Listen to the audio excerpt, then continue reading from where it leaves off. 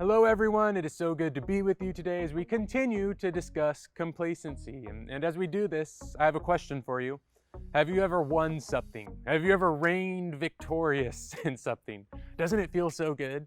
When I was in the fourth grade, my church had a Wednesday evening kids programming, and each year was this big harvest party. But this year, when I was in fourth grade, they had that game where they have a bunch of stuff in jars and you guess how many items are in them, whatever that game is called. Anyways, they had this game. So there are a bunch of different items. One of them happened to be this giant jar filled with gumballs and lemon sour heads. And I will never forget staring at this jar with as deep of thinking as my fourth grade self could comprehend. For minutes, I just stared at that jar with pen in hand, pondering what the total could be. And I confidently wrote 149. I was just sure of it.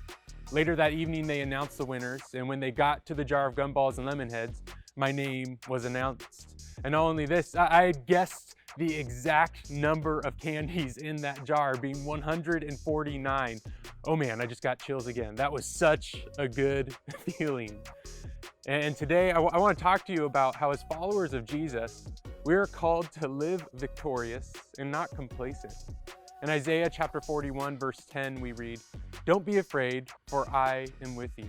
Don't be discouraged, for I am your God. I will strengthen you and help you. I will hold you up with my victorious right hand." Though this was written for the people of Israel in exile thousands of years ago, I think that there are still principles that apply to our lives today. See, it's so easy to grow complacent, to not care and just be ignorantly comfortable with things. But to live victoriously is to live intentionally. It is to seek and pursue Jesus, because as we read in Isaiah, the only way for us to be victorious in this life is through God, is through Him lifting and holding us up. My challenge for you is to live in victory. I want to encourage you to think about this as you go about your day. How has complacency crept into your life? How have you become unaware to your self-satisfaction? And then, how can you invite God to move in your life in a way that you may experience the victory He has for you to share in? I hope that today you know that you were not made to be complacent, but instead to live in the beauty of victorious life through Jesus.